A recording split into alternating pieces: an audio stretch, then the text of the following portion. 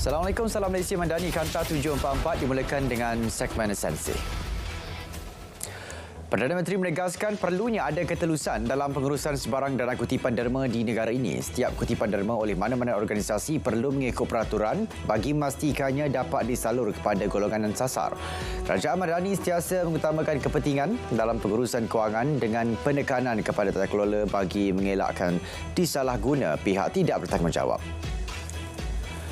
Memantapkan agenda bidang TVET negara serta mengukuhkan Malaysia sebagai hub dalam industri halal global, lawatan kerja Datuk Seri Dr. Ahmad Zahid Hamidi ke Jepun turut jangka memberi banyak peluang kepada syarikat Malaysia yang berminat untuk menceburi dan bekerjasama dengan syarikat Jepun dalam industri halal. Golongan belia khususnya yang tidak mahu menyambung pelajaran di peringkat universiti disaran mengikuti program pembelajaran sepanjang hayat PSH di Kolej Komuniti dan Institusi TVET. Timbalan Menteri Pendidikan Tinggi berkata pendekatan itu membantu golongan belia mempunyai kemahiran yang diiktiraf serta dapat meningkatkan taraf ekonomi khususnya menerusi bidang keusahawanan. Tempoh menunggu bagi rawatan kanser di fasiliti KKM sekurang-kurangnya mengambil masa paling lewat sebulan. Menteri Kesihatan berkata bagaimanapun ia bergantung kepada tahap kesihatan dan keseriusan kes pesakit. Bagi pesakit yang hadir untuk mendapatkan rawatan di klinik kesihatan dan kemudian didiagnos memerlukan rawatan susulan, pakar perubatan akan terus membuat surat rujukan kepada hospital KKM. Seramai 1.2 juta pejabat awam di seluruh negara telah mendaftar sistem pangkalan data utama padu setakat 15 Februari. Ketua Perangkawan berkata sehingga kini bilangan pengemaskinian individu berdaftar secara kumulatif di Malaysia adalah 3.43 juta orang. Ini meliputi warga negara Malaysia berumur 18 tahun dan lebih serta pemastautin tetap. Pendaftaran dibuka sehingga 31 Mac ini. Ketua Perangkawan turut memaklumkan 60 perpustakaan desa dijadikan pusat pendaftaran tambahan untuk sistem bekalan data utama padu. Penambahan kaunter fizikal bertujuan menggalakkan lebih ramai rakyat mendaftar. Selain perpustakaan desa, lebih 900 pusat ekonomi digital PEDI, pusat transformasi bandar dan pusat transformasi luar bandar turut dijadikan pusat pendaftaran. Ketua Polis Negara meluangkan masa bertemu 70 pengadu yang pernah membuat laporan polis di IPD Kubang Pasu, Kedah.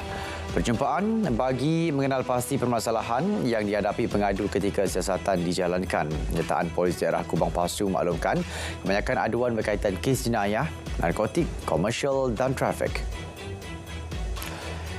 Institusi kekeluargaan yang kukuh memainkan peranan penting bagi membendung remaja terlibat dengan masalah sosial dan jenayah. Ketua Polis Kelantan, terdapat kes-kes jenayah melibatkan remaja di negeri berkenaan berpunca akibat kelonggaran institusi keluarga. Sehubungan itu, pihaknya memerlukan kerjasama masyarakat bagi membendung masalah remaja di Kelantan. Seorang warga emas berputih mata apabila menanggung kerugian mencecah 1.28 juta ringgit selepas diperdaya pelaburan mata wang kripto tidak wujud yang diiklankan menerusi media sosial. Ketua Polis Johor berkata individu berusia 61 tahun itu telah membuat pembayaran ke beberapa akaun bank yang diarahkan sejak November lepas hingga Januari tahun ini. Seorang individu yang dipercayai melakukan perbuatan berbahaya dengan berpaut pada belakang trailer sedang bergerak di lebuh raya diburu. Ketua Polis Daerah Kulai meminta orang ramai yang mempunyai maklumat berhubung kes untuk tampil di IPD Kulai atau menghubungi pegawai penyiasat. Kes disiasat mengikut Seksyen 47/1 Akta Pengangkutan Jalan 1987 dan Seksyen 336 Kanun Keseksaan. 5 kelongsong peluru ditemukan di lokasi berbalas tembakan di Jalan Bukit Kecil Napoh, Changlun. Ketua Polis Kedah maklumkan 2 kelongsong peluru dipercayai dilepaskan daripada pistol jenis semi-auto milik seorang individu yang mati ditembak dalam kejadian berkenaan. 3 lagi kelongsong peluru dilepaskan anggota polis. Seorang bapa dan bayi berusia 11 bulan maut selepas terlibat dalam kemalangan jalan raya membabitkan 3 kenderaan di Jalan Kuala Kang, Sabah, hampiran Kelibang Restu, Ipoh. Ketua Polis Daerah Ipoh mengesahkan mangsa berusia lingkungan 20 tahun meninggal dunia di lokasi, manakala anaknya disahkan meninggal dunia ketika menerima rawatan di Hospital Raja Permaisuri Painan. 152 saman dikeluarkan atas pelbagai kesalahan jalan raya dalam operasi khas bersepadu di Pulau Pinang. JPJ Negeri memberitahu operasi disertai polis dan Majlis Bandaraya Pulau Pinang. Operasi di persimpangan lampu isyarat Jalan Tun Dr. Awang Georgetown dilaksana berikutan aduan awam. 73 saman turut dikeluarkan atas pelbagai kesalahan. Seorang pemandu lori yang disyaki terlibat dalam kegiatan menyeleweng minyak diesel bersubsidi nekat memecut kenderaannya dalam keadaan nozel pam masih berada pada tangki minyak. Bagaimanapun, individu berkenaan berjaya ditahan bersama lori 3 tan. Pengarah KPDN Pahang mengesahkan individu berkenaan telah direman bagi membantu siasatan di bawah Akta Kawalan Bekalan 1961. Penduduk kampung orang asli Sungai Royal Cameron Highland yang diarah mengosongkan kediaman sejak Oktober lepas susulan di tanah runtuh dijangka kembali ke penempatan itu dalam tempoh 2 tahun. Timbalan Menteri Kemajuan Desa dan Wilayah berkata JKR sedang menjalankan kajian menyeluruh sebelum memulakan kerja membaik pulih cerun dan kawasan terjejas sehingga November tahun depan. 10 kawasan di seluruh negara merekodkan suhu panas tahap berjaga-jaga. Met Malaysia memaklumkan 9 kawasan direkodkan di Semenanjung melibatkan Pulau Langkawi, Kota Star, Yan, Pendang, Pokok Sena, Sik, Baling di Kedah, seberang perai utara di Pulau Pinang dan Kuala Kangsar, Perak. Manakala Sabah melibatkan daerah Beaufort. Suhu tahap berjaga-jaga merujuk kepada suhu maksimum harian 35 hingga 37 darjah Celsius sekurang-kurangnya 3 hari berturut-turut. Sarana akan mengambil tindakan undang-undang terhadap pemaju dan pemilik tapak projek pembinaan sebuah hotel yang menjadi punca gangguan operasi LRT stesen Masjid Jamek dan Bandaraya. Ia termasuk menuntut pempasan berjumlah 38 juta ringgit. Menteri Pengangkutan menjelaskan amaun tuntutan itu melibatkan kos baik pulih kerosakan struktur di beberapa jambat LRT dan kos operasi pelan kontingensi melibatkan penyediaan bas perantara. 18 mangsa kebocoran gas amonia di Shah Alam stabil, manakala 14 lagi daripada hanya bergejala ringan. Menteri Kesihatan berkata semua mangsa dibawa ke 3 hospital berasingan untuk rawatan. KKM akan mempertimbang langkah menyediakan kawasan khas merokok khususnya bagi premis makanan di kawasan sempit. Jelas menterinya, premis di kawasan sempit agak sukar bagi mematuhi jarak 3 meter untuk merokok yang dikuatkuasakan ketika ini. Satu mekanisme tambahan perlu dikenal pasti bagi memastikan kanak-kanak bawah 13 tahun tidak mendaftar untuk buka akaun media sosial. Ia penting bagi mengelak mereka terdedah kepada sebarang jenayah dalam talian. Menteri Komunikasi memaklumkan Suruhanjaya Komunikasi dan Multimedia perlu bekerjasama dengan pengendali platform berkenaan. Skuad wajah perlu menjadi mata serta telinga dalam komuniti terutamanya dalam isu keganasan terhadap wanita. Menteri Pembangunan Wanita, Keluarga dan Masyarakat berkata, keganasan terhadap wanita merupakan isu sejagat yang berlaku di seluruh dunia. Bangsa seringkali memilih untuk tidak melaporkan kekerasan dialami kerana takut kepada pelaku serta tekanan sosial daripada keluarga atau rakan. KBS menggerakkan program Kembara Jumpa Orang Muda JOM sebagai platform mendapatkan maklum balas serta pandangan kepada pelan transisi kepimpinan belia. Timbalan menterinya memberitahu ia juga merupakan program 2 dalam 1 iaitu meraihkan aktiviti mempromosi gaya hidup rakan muda selain sesi temu rapat bersama pertubuhan belia sempena proses transisi umur belia.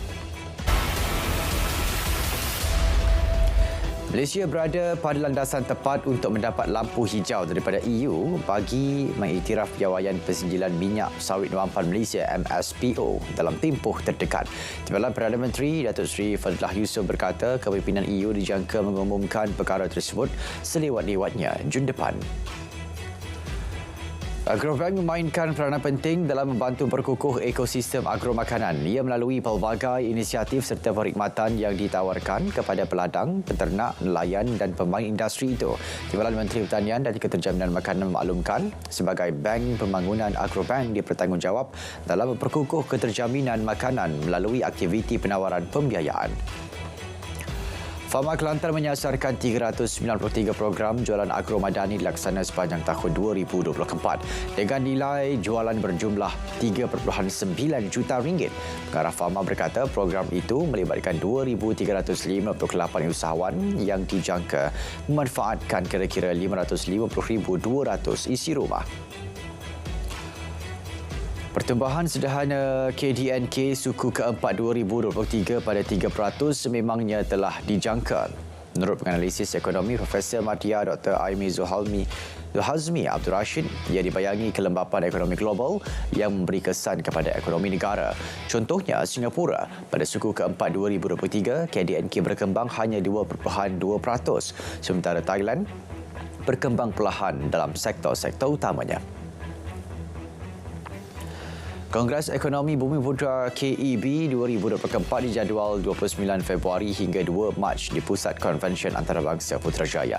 Sebelum fokus utama diberi tumpuan bagi membangunkan ekonomi Bumiputera secara menyeluruh, Timbalan Ketua Setiausaha Dasar Kementerian Ekonomi berkata, pengumpulan idea diharap membantu kerajaan menetapkan hala tuju pendekatan baru serta tambah baik agenda Bumiputera. Laluan baru Batik Air dari Batam ke Kuala Lumpur melonjakkan trafik pelancongan dan meningkatkan ekonomi negara secara keseluruhan. Ketua Pengarah Tourism Malaysia berkata, Indonesia merupakan pasaran pelancongan utama berdasarkan hubungan budaya dan ketersambungan antara kedua-dua negara. Beroperasi 3 kali seminggu dengan pesawat Boeing 737, laluan baru ini komitmen Batik Air mengembangkan pertumbuhan rangkaiannya di Asia Tenggara. UNRWA mengesahkan angka kematian pekerjanya di Gaza akibat serangan udara Zionis kini mencecah 158 individu. Menurut agensi itu, peningkatan serangan udara di Bandar Rafah di selatan Gaza mencetuskan kebimbangan dari segi operasi kemanusiaan di situ. Kini hampir 1.5 juta individu berada di Rafah, lebih 6 kali ganda penduduk berbanding sebelum 7 Oktober. Israel tidak seharusnya menyerang Rafah. Timbalan Perdana Menteri dan Menteri Luar Itali berkata demikian di Jerman bagi menghadiri persidangan keselamatan Munich ke-60. Negara anggota G7 boleh menggerakkan usaha ke arah jentera senjata di semenanjung Gaza. Serangan Zionis Israel membunuh 28,775 penduduk Gaza, manakala lebih 68,000 cedera sejak 7 Oktober lalu. Lebih 100 individu ditahan selepas berkumpul di upacara peringatan kematian Ketua Pembangkang Alexei Navalny. Tindakan protes adalah satu kesalahan di Rusia mengikut undang-undang anti penentang yang ketat. Malah pihak berkuasa juga menyekat persebarang perhimpunan menyokong Navalny. Jepun berjaya melancarkan roket H3 versi terkini dari Pusat Angkasa Tanegashima. Pelancaran sulung H3 dibuat pada Mac 2023 tetapi terpaksa dimusnahkan apabila enjin peringkat keduanya tidak bertindak balas kira-kira 14 minit selepas dilancarkan. Versi baru roket itu dilengkapi sistem pencucuhan yang lebih baik. Sebarang platform dalam talian di Eropah dikenakan peraturan lebih ketat termasuk berkaitan perlindungan pengguna dan ketelusan pengiklanan. Menurut Suruhanjaya Eropah, pengguna mesti diberi peluang untuk melaporkan kandungan, barangan dan perkhidmatan yang menyalahi undang-undang. Ini termasuk kanak-kanak di bawah umur akan diberi perlindungan khas. 8 individu termasuk wanita terbunuh dalam satu letupan di sebuah kilang bunga api di Virudunagar di Tamil Nadu, India. Manakala 3 yang lain cedera. Menurut media tempatan, insiden di unit pembuatan bunga api bukan perkara luar biasa. Punca letupan masih disiasat. Thailand berada pada kedudukan ke-63 dalam Indeks Demokrasi Economist Intelligence Unit 2023 selepas mencatat skor sebanyak 6.35 mata. Indeks berkenaan berdasarkan 5 kategori iaitu proses pilihan raya dan pluralisme, kebebasan sivil, fungsi kerajaan, penyertaan politik dan budaya politik.